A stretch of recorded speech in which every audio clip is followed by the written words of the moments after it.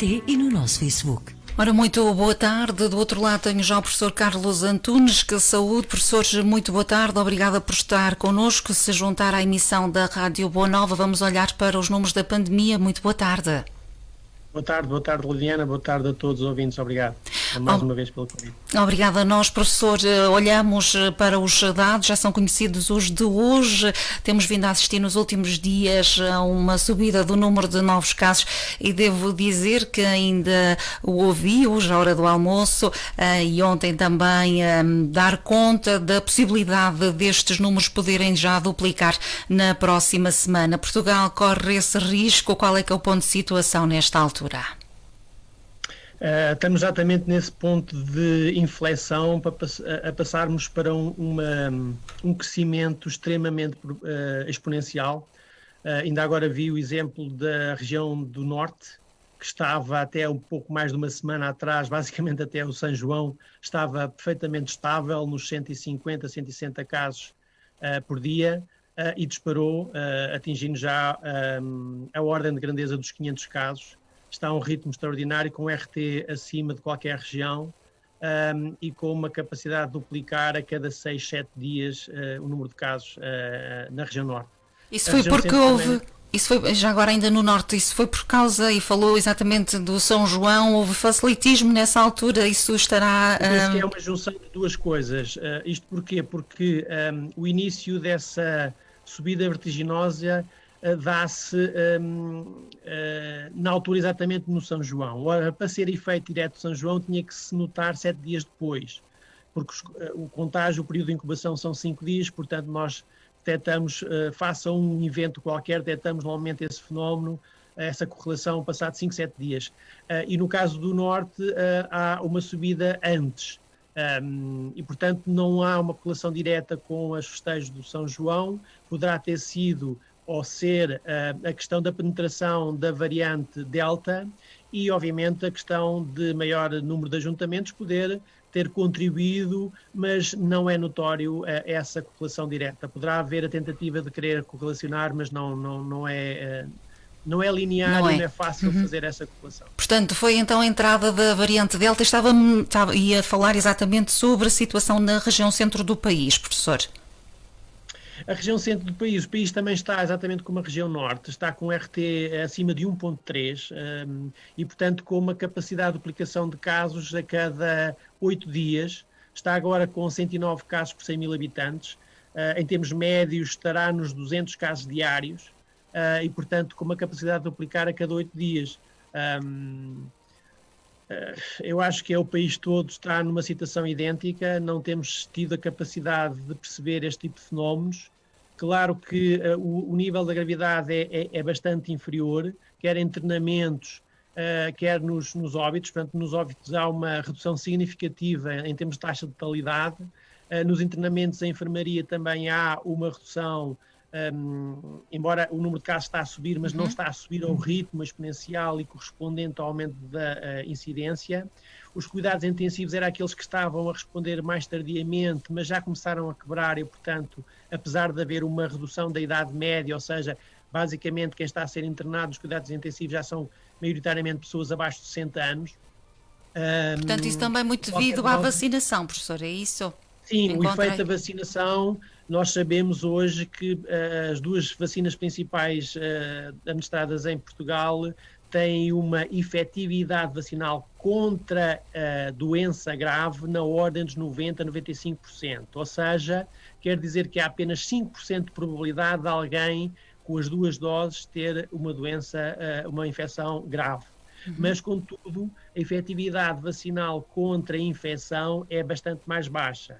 Poderá ser na ordem dos 85%, 80% a 85%, mais numa vacina do que noutra, e desses 85%, 50% têm possibilidade de contagiar outras pessoas. Daí os cuidados que se recomendam de que mesmo com as pessoas vacinadas devemos continuar a usar a máscara e os procedimentos, os protocolos devem ser os mesmos. Porque o que nós não queremos é que a onda aumente de forma muito significativa. Ainda agora estava exatamente a falar sobre isso. O risco de deixarmos a epidemia crescer de uma forma exponencial excessiva, sem grande repercussão em termos de gravidade, de internamentos graves e de óbitos, tem um reverso da medalha, que é tudo à volta desse número cresce exponencialmente. O que quer dizer que nós temos que também aumentar de forma exponencial o número de rastreadores que temos que ter nos nossos call centers, a telefonar para as pessoas que são infectadas, a contactar os contactos, rastrear os contactos dessas pessoas. E nós não temos recursos humanos de saúde primária, de cuidados de saúde primária, que possam corresponder a isso, porque temos uma alocação de muitos recursos na vacinação, são 100 mil vacinas que estão sendo administradas diariamente. Temos que fazer cerca de 60, 70 mil testes e devíamos estar a fazer 3 ou 4 vezes mais testes do que estamos a fazer. E, portanto, nós não temos recursos suficientes. Temos os cuidados intensivos alocados à recuperação de dados que foram adiados, nomeadamente operações programadas que foram adiadas. Os cuidados intensivos estão concentrados nisso para tentar recuperar aquilo que houve em atraso em termos de saúde pública e hospitalar, e, portanto, não podemos pôr a Covid novamente nos hospitais, ocupar uma grande parte dos recursos, retirando recursos às outras.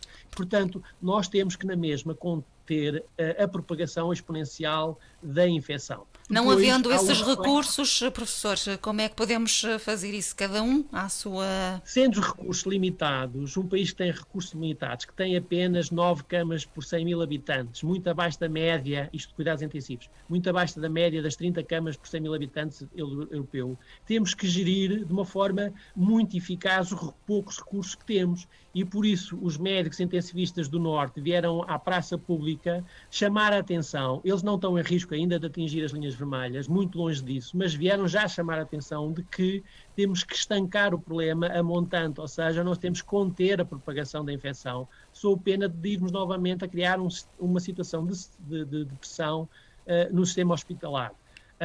E conter portanto, é com um novo confinamento, professor?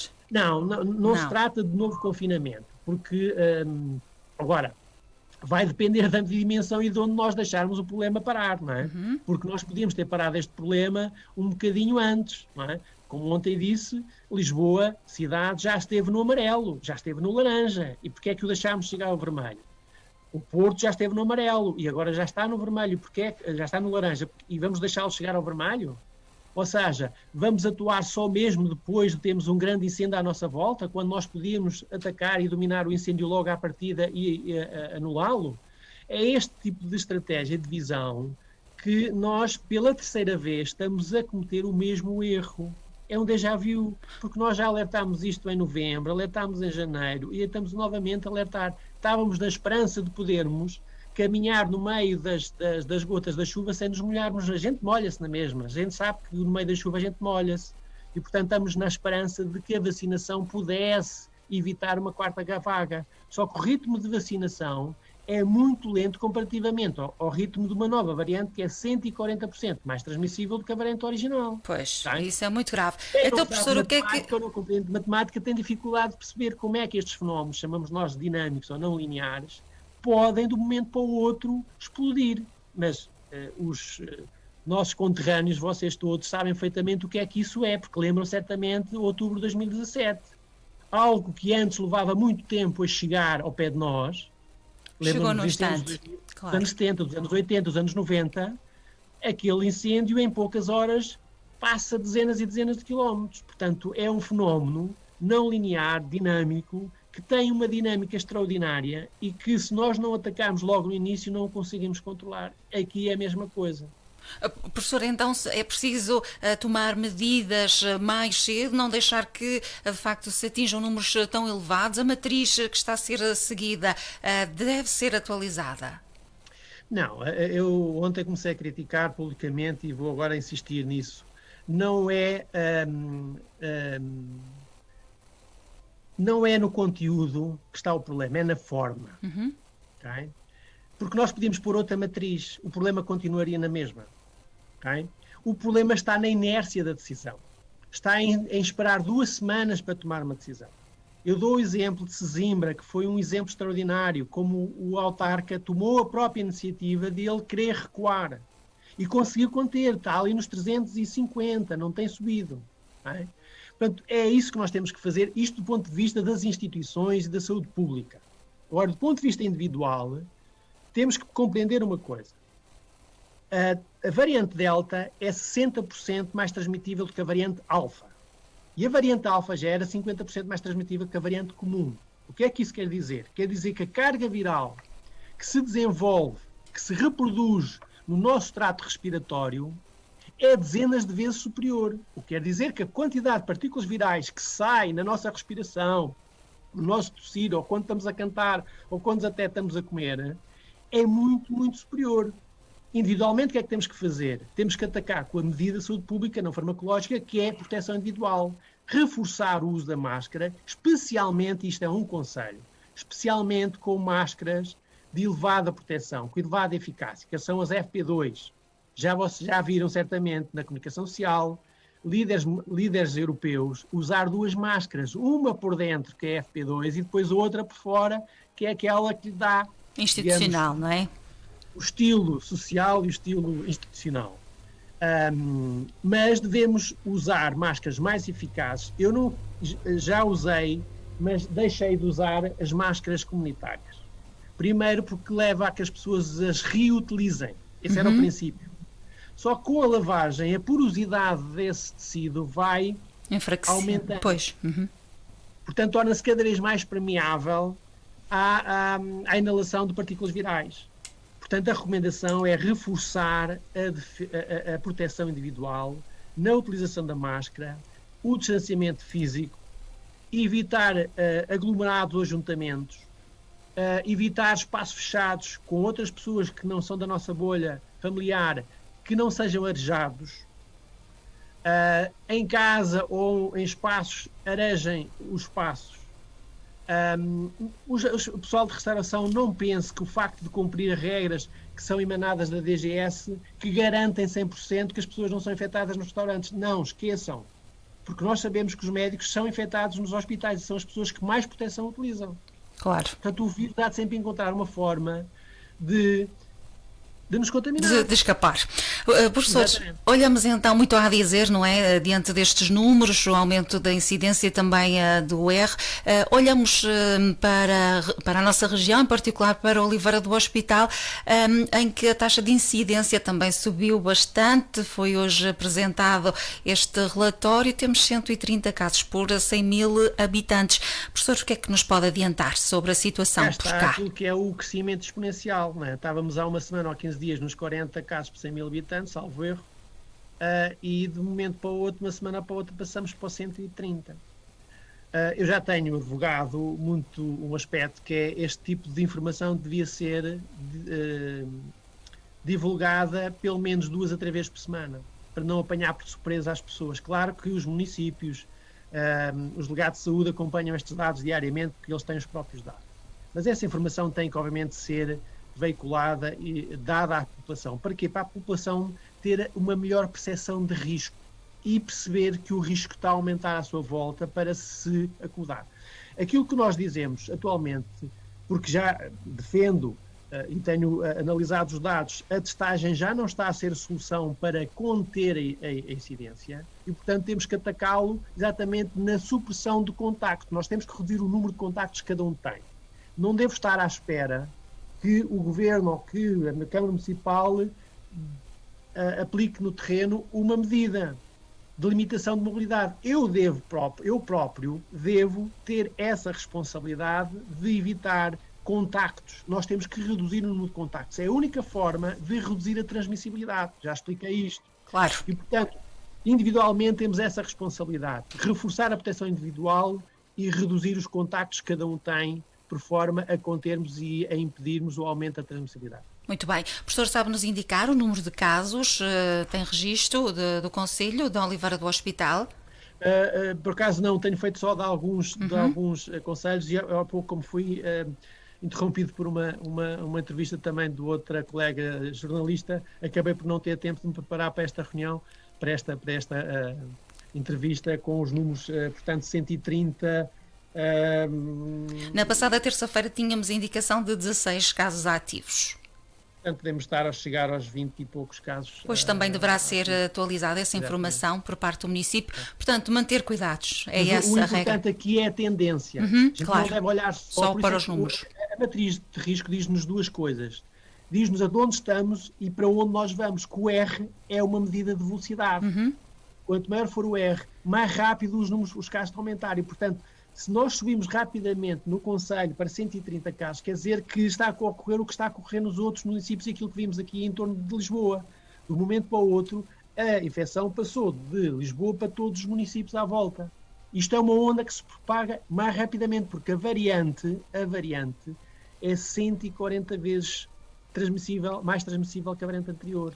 E isso é o risco. Quer dizer que, se nós deixássemos, é muito simples, se nós deixássemos esta variante circular livremente, sem qualquer proteção, sem qualquer distanciamento, sem qualquer medida de saúde pública, cada infectado infectaria cerca de 6 a 7 novos casos, enquanto que a variante original era apenas 2. Está a ver a diferença? Sim. Professor, diante desses seus conhecimentos, como é que perspectiva os próximos tempos? Assim, nós estamos num momento de facto de transição e nesta situação atualmente é muito difícil fazer análise de risco, porque temos variáveis a puxar, digamos, a mola para baixo e temos outras variáveis a puxar a mola para cima. Temos o verão à espera. Nós temos muito mais desconfinados que estávamos no ano passado. Há muita gente que comparar com o ano passado, mas no ano passado nós estávamos com confinamento na ordem dos 25%, 30%. Atualmente, ainda há bocado recebi o relatório sobre o confinamento, nós estamos com 14% de confinamento. Quer dizer que 14% da população está confinada em casa, só sai para saídas rápidas e curtas, e que 86% está em lazer ao trabalho. É o que quer dizer isto. Okay? Portanto, estamos muito mais desconfinados, porque baixámos a guarda, porque acreditamos que a vacinação, já somos vacinados, etc. Mas o facto é que, com esta variante, mesmo usando máscara e distanciamento, a taxa de infecção é semelhante à variante do ano passado sem máscara. Claro. Está a ver? Portanto, as condições são muito... E como o ritmo da vacinação está a ir a um ritmo lento e tem um efeito a médio prazo, ou seja, eu sou vacinado, mas só levo uma primeira dose, mas só quando levar a segunda dose, pelo menos 15 dias ou 30 dias depois da segunda dose, é que eu tenho o meu nível imunitário mais elevado. Portanto, o efeito da vacinação não é imediato. E nós já começámos a falar, muitos colegas já falámos, que a imunidade do grupo que tanto fala que nós precisamos, com o nível de transmissibilidade desta variante, provavelmente nós precisamos vacinar mais de 95% da população. Daí, para conseguirmos 95% da população, temos que vacinar crianças. Pois. Okay? Porque só as crianças até aos 9 anos são cerca de 1 milhão de pessoas. 1.200.000. Portanto, para conseguir 95%, nós temos que ir abaixo dos 12 anos. E está-se a estudar o impacto da vacinação nas crianças. Porque as crianças transmitem. Esquecemos o mito de que na escola não há transmissão. Transmitem a doença. Transmitem o vírus. O problema não é eles não adoecerem. O problema é eles veículos de transmissão do vírus. Claro. E ele continua a circular. E, portanto, a imunidade de grupo é quando nós chegamos a uma situação em que o vírus já não tem capacidade de circular na comunidade. Claro.